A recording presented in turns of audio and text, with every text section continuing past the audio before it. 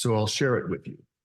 I acknowledge that the land where I live is sacred to the indigenous people who came before me. My home is built on land that is the traditional and historic territory of the Ute Indian tribe. My neighborhood and my city is situated along the vast crossroads of not only the Ute, but also the Cheyenne and Apache tribes, along with many other Native Americans who passed this way. Their ancestors remain here in spirit. I walk this land with reverence for their lives and their cultures, and in their persistence at preserving their connections to the sacred places of the land and to their creator. So we've just finished awareness, becoming aware of the situation and how it was created. Going into education would be our next step, and that would be deeper teachings, reading and study of Native American traditions and history, attending some lectures. There are many fine lectures around Colorado Springs and Denver, and visiting museum. Colorado history has a couple of great exhibits, one on the Utes and one on the Sand Creek Massacre. There is a Ute museum in Montrose and a Ute museum on the reservation of the Southern Ute tribe. Donations. Lisa and I donate to various organizations. Bears Ears is one of them. I'll say a little more about that later. Advocacy, actually going out and saying something in support of a Native American issue. For example, I am an alumni of the University of California at Berkeley.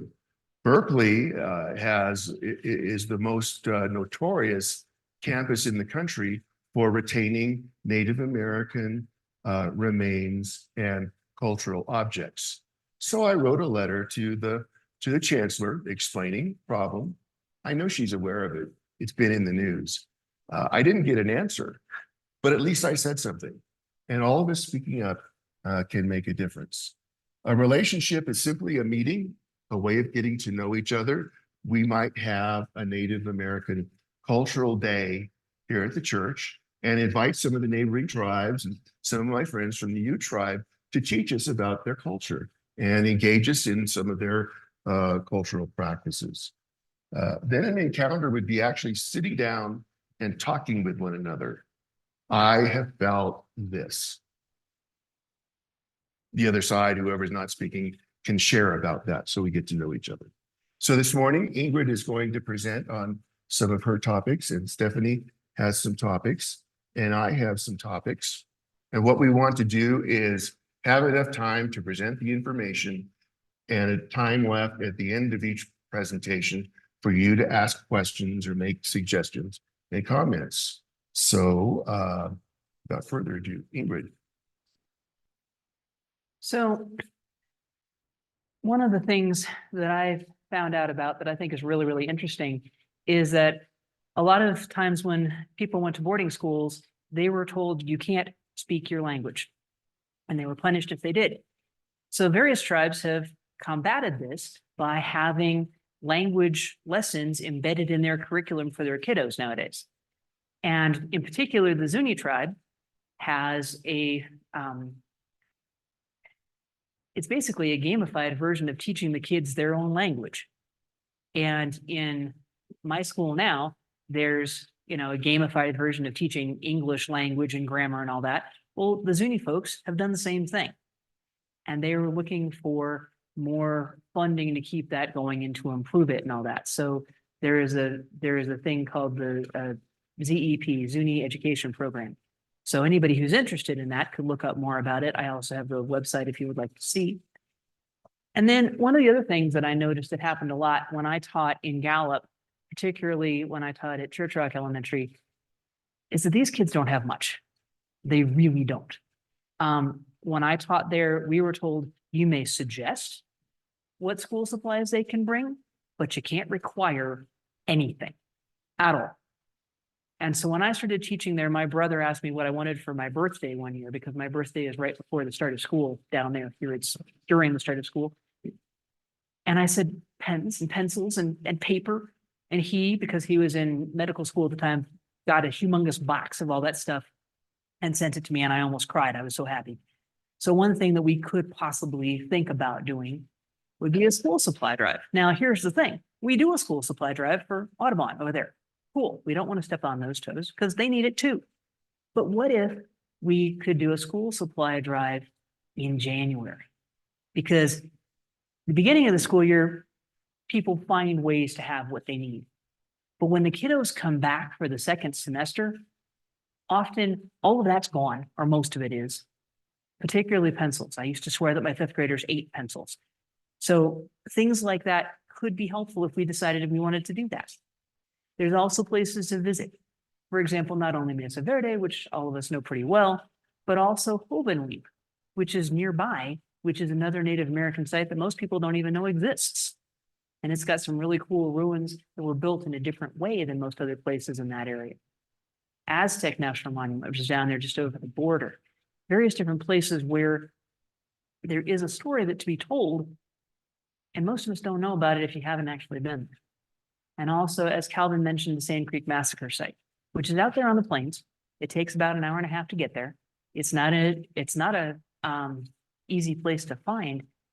But if you get out there and you make reservations in advance so that a ranger will meet you out there, it is a really interesting story of what happened, why it happened, and who was affected by it. It's not a pretty story, but it is an important story. So there are some interesting places to visit. Of course, if you'd like to know more, I have a list in my head of 1,500 different places you could go. And then resources. Well, I have the list of the resources I used when I was doing my research. If you want them, I'm happy to send them to you. I didn't just print them out because I figured most people would go, oh, okay, and put their paper someplace and then forget where it was. But if you want me to send it to you, I'm happy to do so.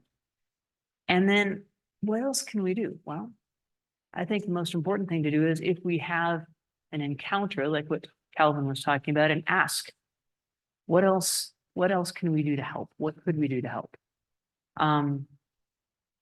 There are a lot of places they could probably use some extra help, but since I'm not connected with my friends in Gallup as much anymore, I don't know specifically what they need, but we could reach out and find out if people feel the need to do so or the call.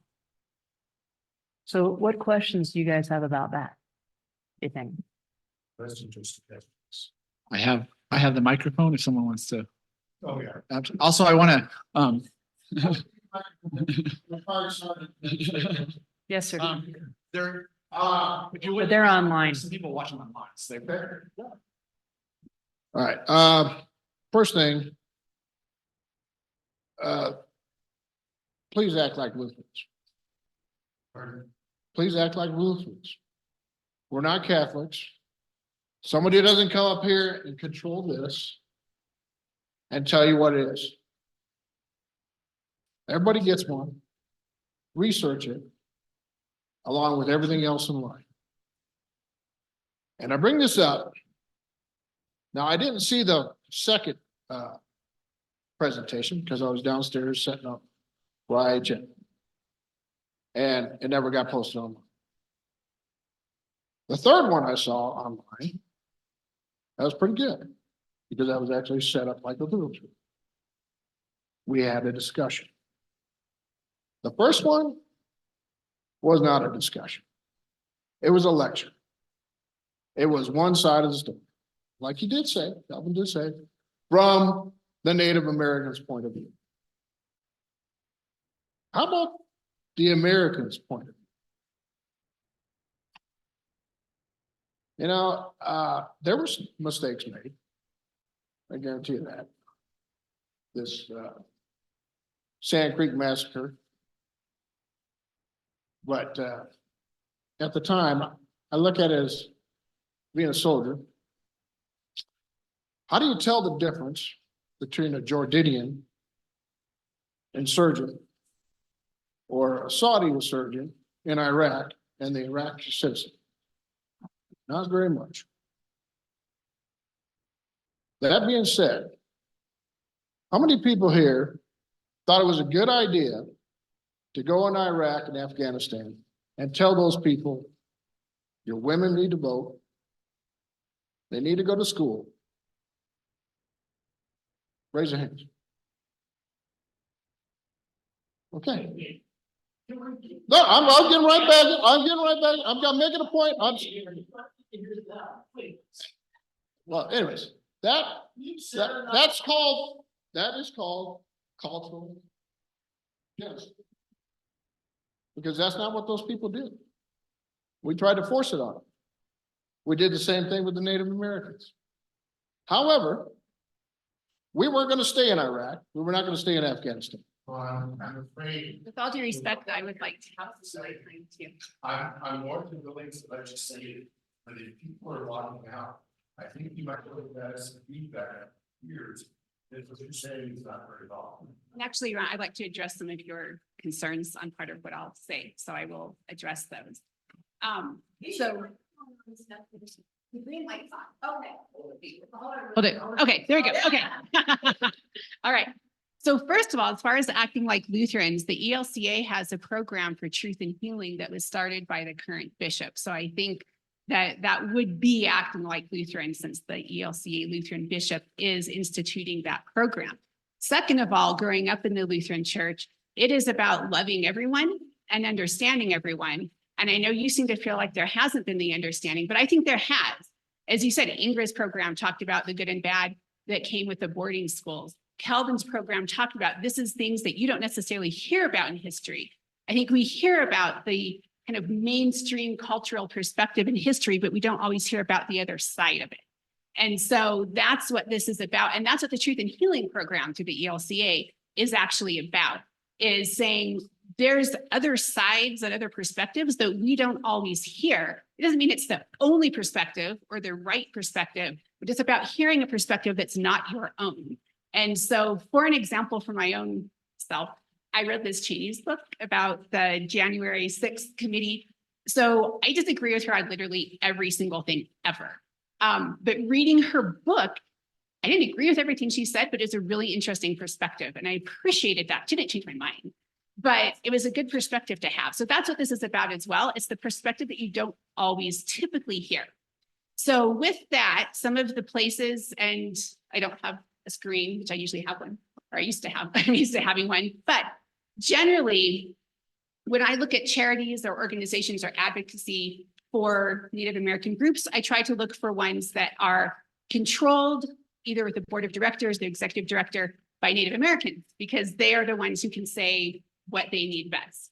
So one of the groups, One Nation Walking Together, the executive director is not Native. However, the board of directors is entirely Native. So I think that's a great example of different groups working together and getting that information and direction about what do you need, and we'll help get it for you, and working in cooperation. And so, as I'm sure you all know, we do the Christmas gift drive with One Nation Walking Together. They also on their website have a form you can fill out if you would like to volunteer. So there's additional opportunities with them. And I think that's a good example of working together and taking direction from the group that you are seeking to assist. One of the other things that I like to look at from time to time, I looked at it more now in preparation for this, but Indian Country Today is a news website, and the articles are written by Native Americans. And it is one of the things that I kind of like. I feel like it's stories from countries all over the world. There's stories about some indigenous tribes in Brazil. There are minors trespassing, and so they captured them. There's also, it's kind of the biggest small town newspaper. There's stories about, oh, this kid from the Navajo reservation got a scholarship, so it's really interesting information, but it also has news stories from a different perspective that you don't always hear. And so one example is that from the last one, it was recorded on mute. So I will be re-recording that and posting that. But one of the things was there was a recent Supreme Court decision in 2022 where, reversing hundreds of years of precedent, the Supreme Court found that if land is in a state, it is state land, and not really recognizing the reservation boundaries. It was in context of a criminal case, but that means it could expand into other areas. Since it's in 2022 in court time, that's like 5 minutes ago. So the real effects of that, we'll kind of be seeing that later as it comes. So right now in Oklahoma, which is where this 2022 case came from, the governor of Oklahoma is trying to get fees from the Cherokee Reservation for license plate tolls. And the Cherokee Reservation has its own license plate system and its own registration system. independent of the state, essentially like another state. So essentially, if we're driving in Oklahoma with a Colorado license plate, the Oklahoma governor has no control over my license plate. It's Colorado. Same thing for the Cherokee Nation. He is trying to get fees from the Cherokee Nation as if they're a part of the state of Oklahoma.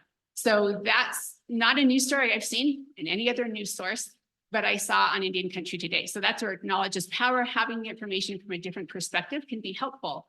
And that I think is almost setting up a new Supreme Court case about sovereignty. So that's a way to just have information and to have the information and have the facts again from a different perspective that you may not have.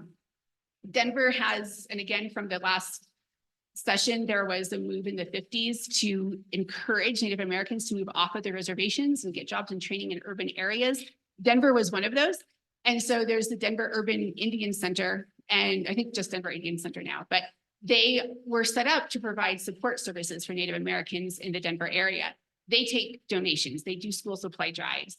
And so that's a place that can be supported. They are pretty much run by the board of directors, and all the staff are Native. And so that's a place where people who are involved in the community can tell you what they need, and then we can be there to assist them.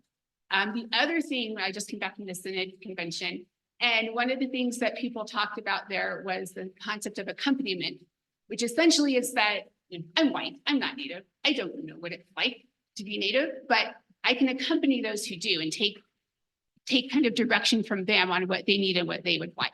So that is something, again, to kind of seek out charities and organizations that are run by Native Americans to see what they need and what they would like and what advocacy they need. And again, I may not like what they're advocating for, and I don't have to do it, and that's perfectly fine.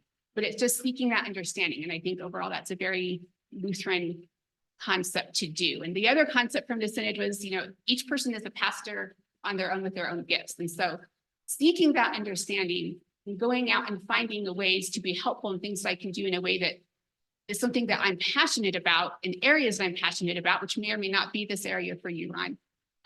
That is, I think, again, a very Lutheran thing to do. So. Thank you, Stephanie. Are there? Actually, Dad, I am passionate about that. Excuse me, please, Ron. I just, Excuse me, please. let me finish. You got your time. No, you don't have the floor right now. I'm offering, Mike, I do have the floor. we can take the mic away from you and we don't want to argue, but here's the deal. Here's the deal. All these people have something they want to share too, I just, let me. but we don't have all day. Pastor. I can't even get 2 minutes. This is. All right, first of all, let's track down to the root of the problem. Pride. Is pride a good thing? Is pride, no. And the discussion you want to have is an important discussion, but I don't think that's what today's discussion. And I'd be happy to help set that up, but that's all. Panel discussion with. Greg, would you, a couple of people left. Would you round them up? I know Phil and Eric and their spouses. If you would invite them back in, please. They should be able to share in this. I wanted to ask Ingrid a question earlier, actually, Ingrid. You were raising up a lot of different places, and then Stephanie, you mentioned One Nation Walking Together. We're sitting on quilts, some of which are going to One Nation Walking Together soon. The details of how that happens, I don't know. Some of the things you mentioned donating to, I'm wondering if One Nation is involved in that already. And since we already have a partnership with this group, is that a partnership worth engaging more in? Put your mic up. I'm sorry.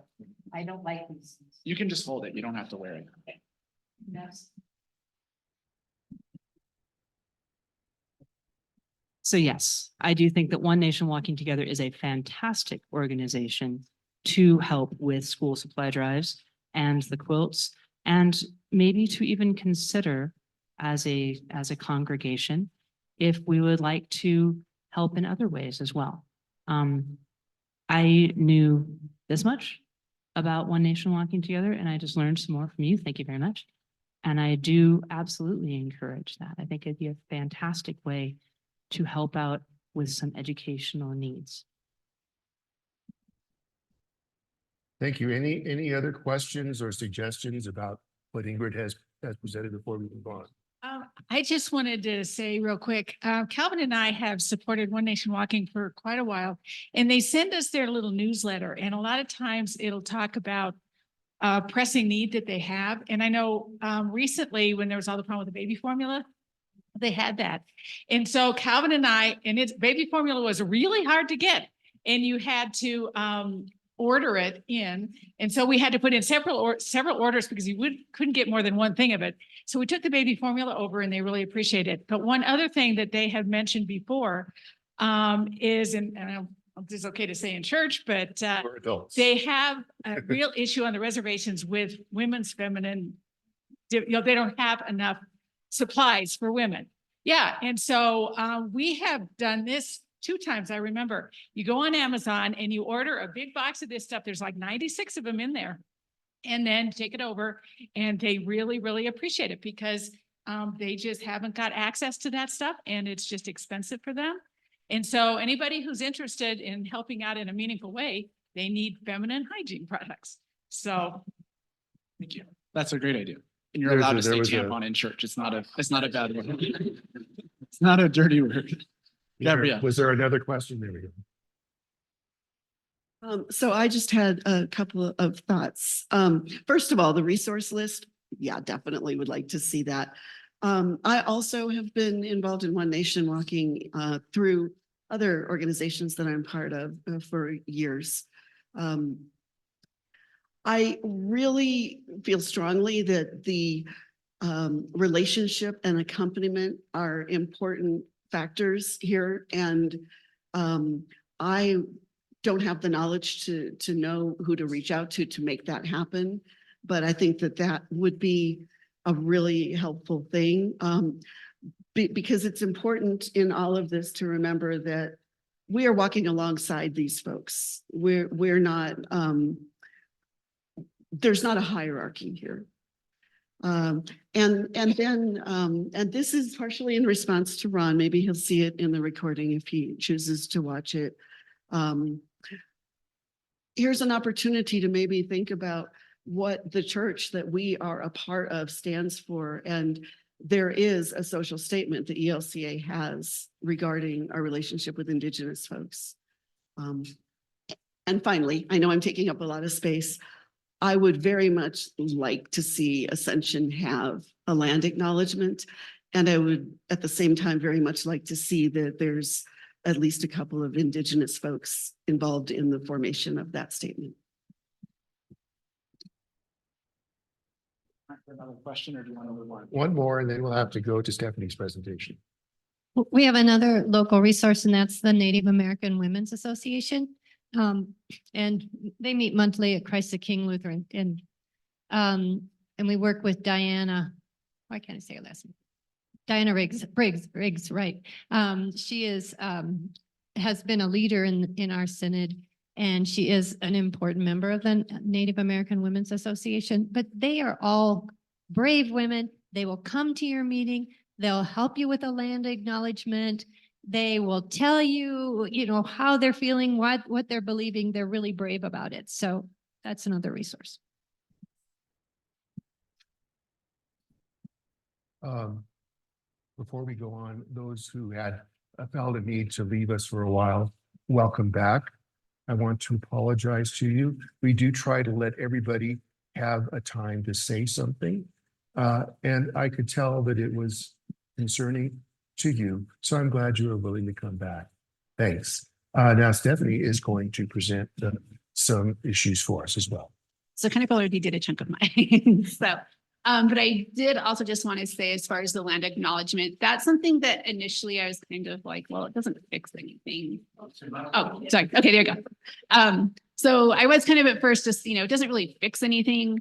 But one of the ways I saw it presented was just, it's a way of connecting us to our history. And it's a big history nerd that appealed to me. So that it's just, I think it's a really cool thing to just have an acknowledgement saying, these are the people who were here before me. And now this land is in my care through this church, and I will do my best to be responsible about that. So I think that's a really neat thing. Yeah, I kind of went over the things I was going to go over already, so I don't have a whole lot of extra. So I guess we have extra question.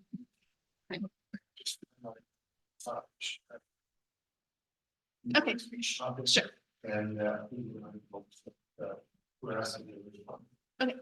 So essentially, for those who weren't at the second one, and then sorry for kind of having the computer on mute as I was trying to go, and obviously I have sound issues because I can't get the microphone close enough. But basically I kind of went over just how the threads are connected from policies of the past. I think most people objectively would look at today and just say, why would you do that now? But we still have effects from that today. So one example was in 2016, the ELCA repudiated the doctrine of discovery. And the doctrine of discovery is essentially from the 1400s, predating even Columbus or the Lutheran Church, that says, if you are an explorer and you go to this new land, regardless of whether there's people there, if you're doing it in the name of the church, which is essentially in the name of your king and queen, which is essentially everyone's getting a cut of the money, then you own the land now. If anyone owns a home or has ever owned a home or land, that is from the doctrine of discovery. Because if you go far back enough on the title, it's going to go back to, well, the United States owns the land because of the doctrine of discovery. And so there's Supreme Court cases from the 1820s that actually incorporate that into United States law. And even now, again, anyone who has a home title, it's because of the doctrine of discovery. And those concepts, so you see a lot of the Supreme Court cases from the 1800s talk about, well, the land has to be, farmed and you have to have Christians there and it can't be a wilderness. And it's one thing to talk about that in 1823 and probably expected to see talk like that in 1823. But in 2005, there's a Supreme Court case. The United Tribe tried to purchase land or did purchase land back on the open market. And then we're trying to have efforts to clean it up and exercise their sovereignty as a tribe over that land. And the Supreme Court said, no, you can't essentially take this out of, there wasn't like buildings or businesses on it. It was empty land that had been polluted by a factory upstream. And the Supreme Court essentially said, you can't just exercise your sovereignty over this land, even though you bought it on the open market. And there is a comment in that decision just saying, well, this is no longer wilderness. It's been built on, other cities and towns on it, so you can't take it back. So there's still threads from that concept that appear even today. Another thing that comes in a lot is there's a big issue with missing and murdered Indigenous people, especially women, but everyone, murder rates are much higher on reservations. There's a lot of missing folks. One of the problems is there's not a huge police presence and there's issues with police presence. Some tribes, depending on what state they're in and how the law works, either you have a contract with the local police to police the reservation, you can have tribal police, or you can have federal police. It's through the U.S. Marshal's office will come and police the reservation. When I was an attorney at Legal Aid and I practiced Indian law, so I was on reservations. We had a contract to be the public defenders there. So I was on reservations where we had essentially all three of those situations. In all three of those, the biggest problem was really just you're in the middle of nowhere on a big area of land. And so that's difficult to police anyway. And so when you're actually having, the local police coming from the nearest city, they have other things to do. And that's one of the things I think no one's necessarily being malicious. It's just circumstances are kind of set up for failure. And one of the reservations I was on had two officers who were through the U.S. Marshal's office. They didn't live on the reservation because there was no housing really, even for the folks who were members of the tribe.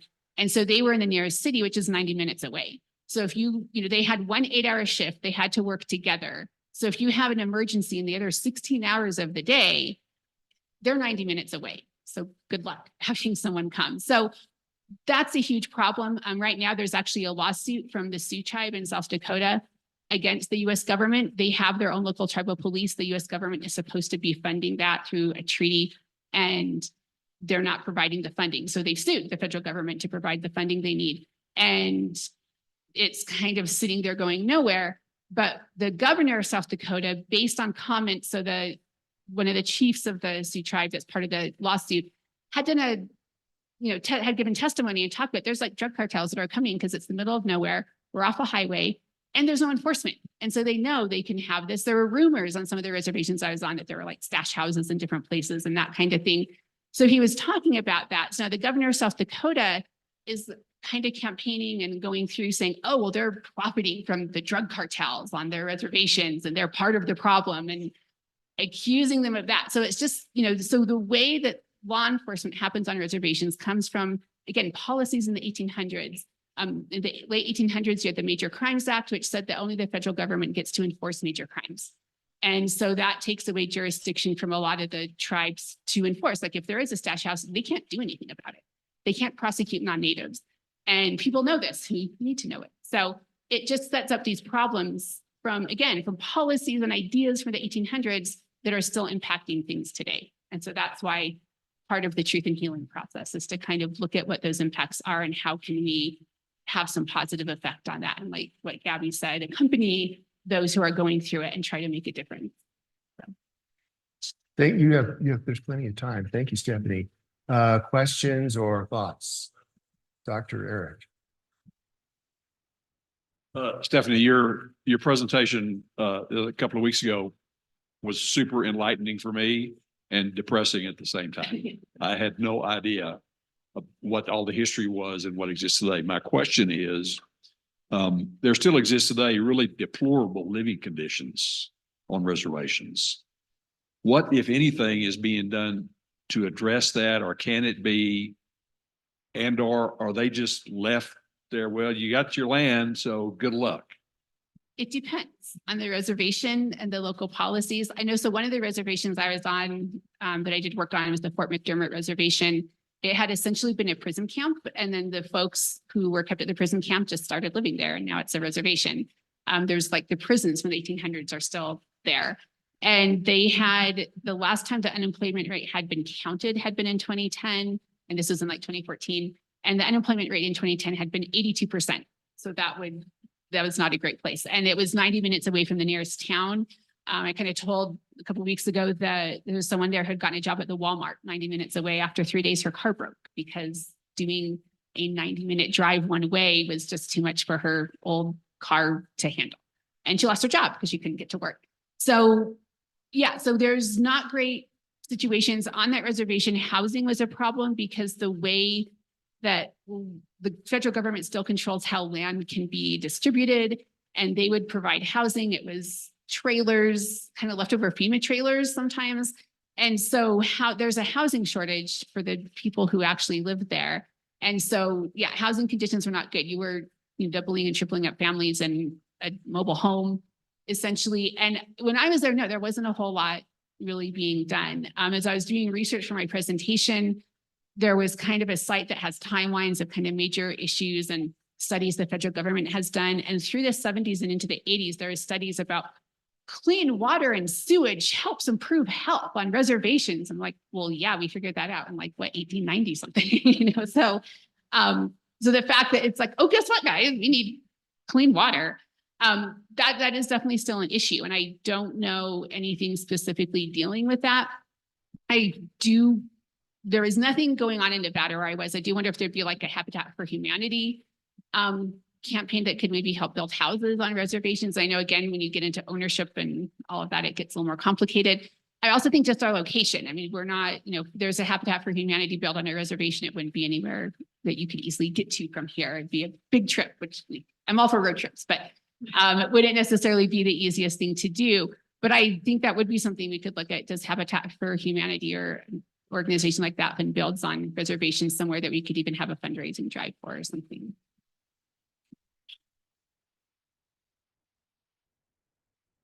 Oh, sorry. Just two quick things about that while Jim's getting the microphone. In 2020, when COVID was being rampant, one of the problems on the Navajo Nation reservation was that there was a lack of clean water and sanitation even then, and that's why COVID was such a major issue on the Navajo reservation.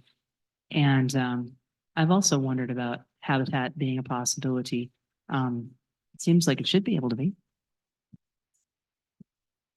Oh, about 15 or 20 years ago, Dan Oldtrocki used to lead youth to a reservation up in the Pine Ridge, the Pine Ridge Reservation.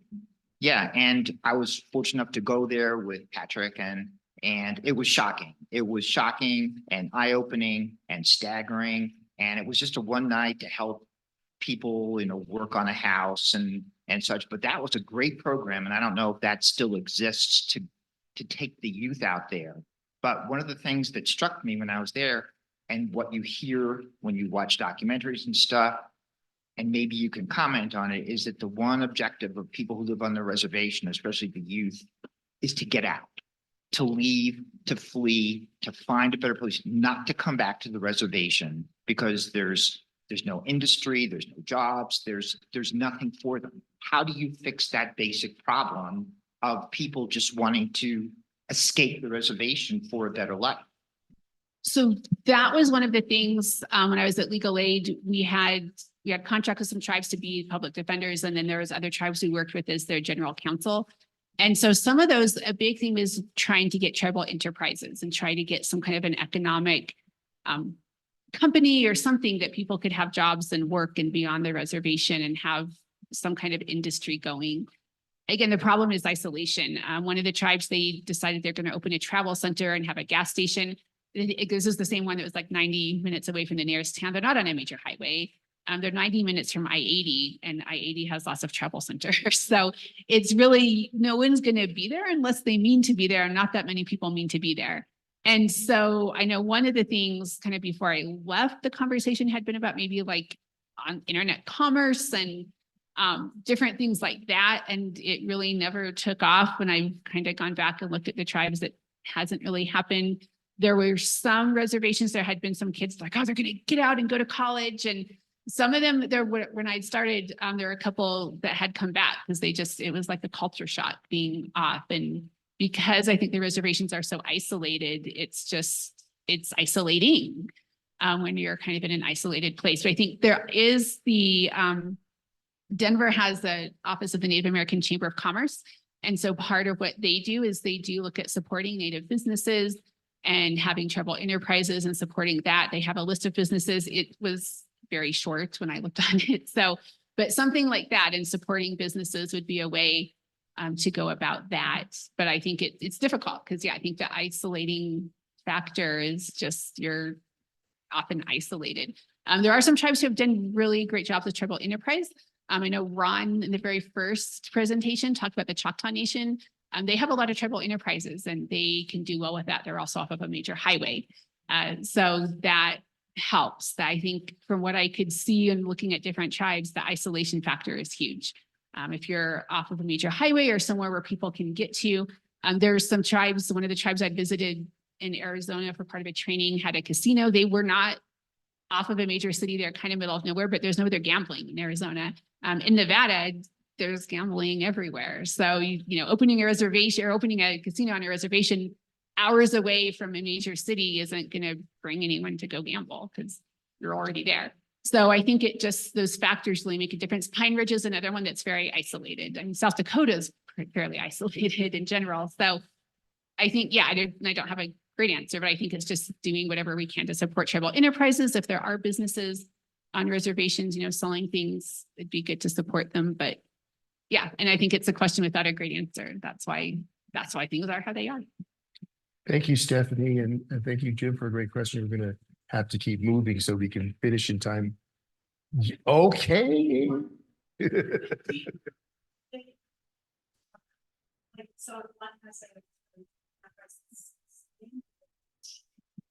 Sometimes it depends. So kind of like I was talking about Indian country today, one of the, I guess, fun things for me to read it is it reads kind of like a lot like a small town paper. And that is kind of within the different communities. There's tribes that will sometimes get along. There's sometimes they don't. There's sometimes big personalities. And so it kind of depends on the situation. In general, I would say yes, people like the different tribes are generally supportive of each other.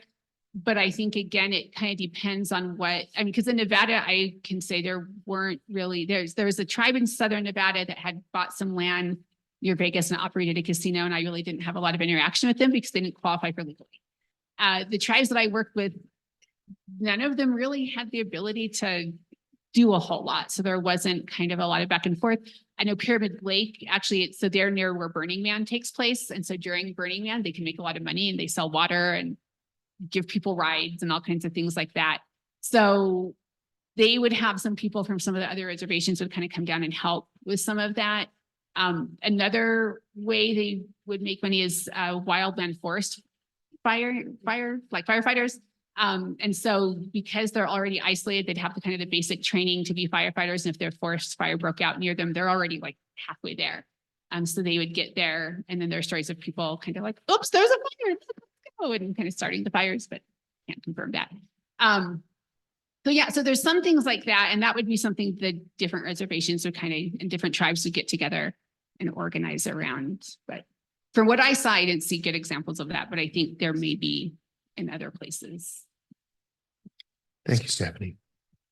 I'd like to talk a little bit about the economic conditions at reservations, in particular, the ones that are served by One Nation Walking Together, the Rosebud Reservation and the Pine Ridge Reservation in South Dakota, and the Navajo Nation just across our border in New Mexico. As I said when we started out, American colonization led to Native American ethnic relocation, genocide with economic displacement, leaving today's Native Americans in a disadvantaged situation.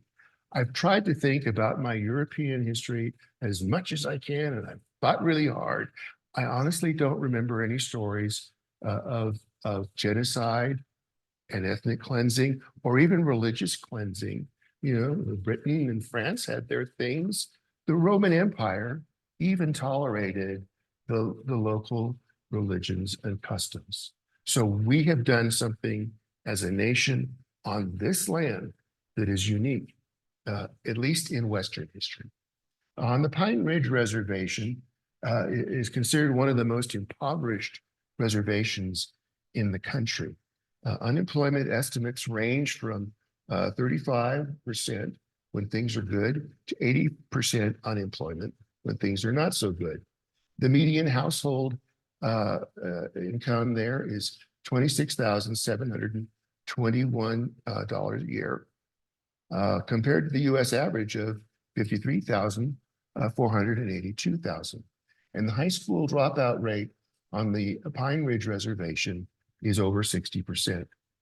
Moving a little over just a bit to the Rosebud Reservation, it is a very economically depressed and ranks second only to the Pine Ridge Reservation in terms of a poverty rate. Unemployment sometimes reaches 80% on the Rosebud Reservation as well. 1 out of 3 residents of the Rosebud Reservation is homeless. They don't have a place to live. For many Rosebud residents, it is a day-to-day challenge to get even the most basic needs of physical and health care met. On the Navajo Nation, they have poor economic conditions as well, but I think their infrastructure is a lot more of the problem. They have an unemployment rate of 48.5% and a household income of $8,240 a year, well below poverty guidelines. The reservation's economic conditions are on the Navajo Nation are often compared with those of an undeveloped nation. Why? They have almost no infrastructure. And we'll talk a little more about that. The remoteness and limited resource of many of the Navajo Nation's communities make it difficult to provide adequate housing. Both homelessness and overcrowding are chronic problems. In their tradition, in their culture, if some family member outside of the roof of my house has a need, the Navajo family will just take them in, no questions asked, and that brings overcrowding within a house. About 15% of the Navajo households lack running water. As of April 2024, it is estimated that more than 15,000 homes on the Navajo Nation don't even have electricity. That represents about 100,000 people on the Navajo Nation who don't even have electricity. And these are things that we can help through One Nation Walking Together, certainly youth missions to help. These will take government interventions. Recent legislation from Congress, some of the infrastructure things will help with electricity and water. It won't be enough. It will be a good start, but it won't be enough.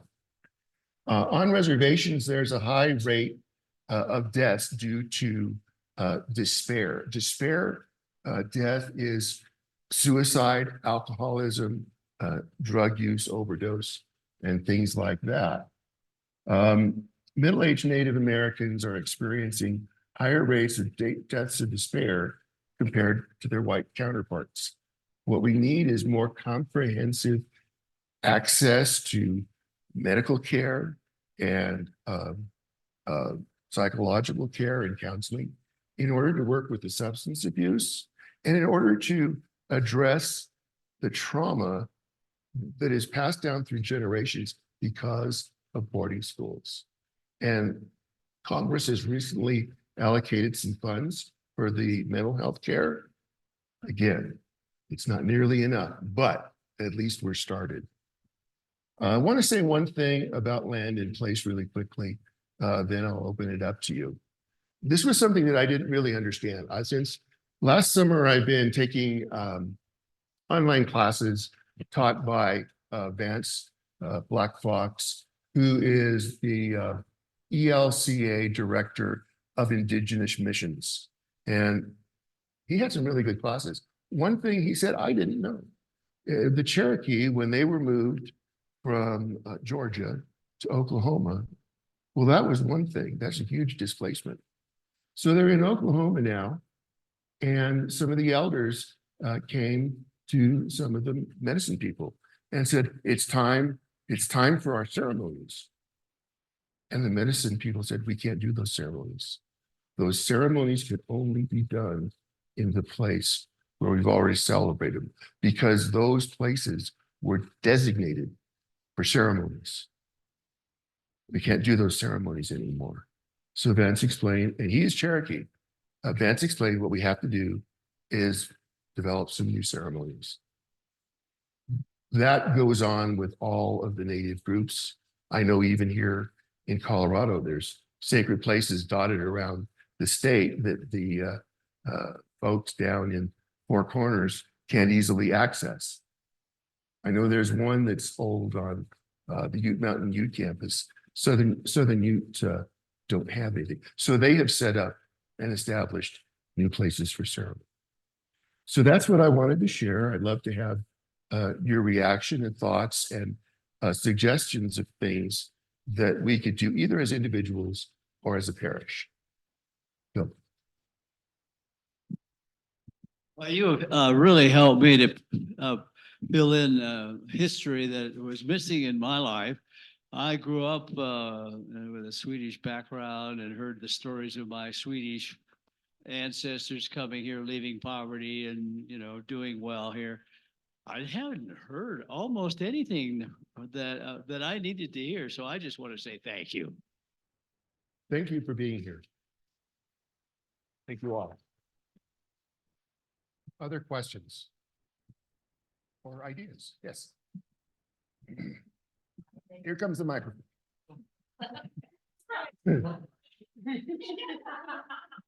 I don't know if I'm speaking into it or not. You are, you're good. Okay.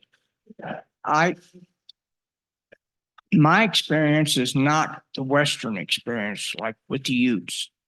Mine is much more the tribes that were moved from New England, Minnesota, etc., down to Kansas and Oklahoma. Mhm. Those, and there's a different attitude. I know I've attended some of the legal seminars, and you get a lot more out of those by listening than you do by talking. And not listening to the speaker, but just the people around you. Like one woman, while she's puffing on her cigarette, because that's the Indian way. Tobacco was very important, but she wanted to flaunt it. And she said, the best thing we could have done was put an arrow through Columbus. Well, that's a hard thing to accept. And as you notice, I'm kind of pale. So I was obviously not welcome by some of those people. But there was also a phrase used, and it was both positive and negative. And that was reservation Indian. For some, that meant that you never wanted to do anything but just sit there and vegetate. To others, it was a sense of pride. This is our land. It was given to us. And we're proud to be, you name the tribe. Then there were others who felt that staying on the reservation was not in their best interest, and they tried to avoid being classified as Indian. And that's fine. What I'm saying is, trying to say, is that it's not just reservation Indians, and that seems to be more where you're focused. There are a lot of complex issues. Part of it because European, I'm mainly English, we believed in land and the Lord and all that kind of stuff. You know, land was extremely important, but you had the land and you used the land. Whereas with the tribal situation, no, the land was there. And yes, we hunt on it and we do this, but who cares who owns it? Those concepts are very complex. I don't think we're going to get them solved very quickly. I have a feeling that I think my DNA is 9% indigenous people, but it's out of northeast Mexico. I would have sworn that, you know, surely some Sax, Fox, Potawatomi, Kickapoo was involved. No way. It's a very complex issue. And I have noticed that even amongst the, what I would call the Indian population, there's a lot of conflict. Some believe that the tribe should have sovereignty. Others say, wait a minute, you want your own army? You want your own this and that? They're not all agreed. I think it's a very complex issue. And I would hope that we would approach it as a complex issue and not just treat it like, well, we'll send some money down to the Navajo reservation.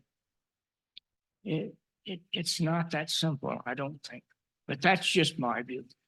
Well, thank you, because I think you brought a great conclusion to this. Charles, you're right. And when I talk about building relationship and encountering, that means before we do anything, white people don't have the answers. They're too complex. They're invading cultures and ways. And we need to listen to the Native American folks, what their interests are. We need to understand who they are in terms of culture, religion, and attitudes. And we have to do that before we can go in and say, we're here to fix this. Because they have their own ways. They have hundreds, thousands of years of knowing how to live on the land. We can learn much from them. So it is very complex. It's not a one size fits all, but it's time to begin. Thank you so much for being here this morning and for attending the other sessions we had. And let's see what we can do as a church. If you want, we can build on this next fall toward more action, but it's got to come from you all. And we're now into the time of worship. Hold on, before you go, I'd like to have a very brief prayer. Thank you, Dan.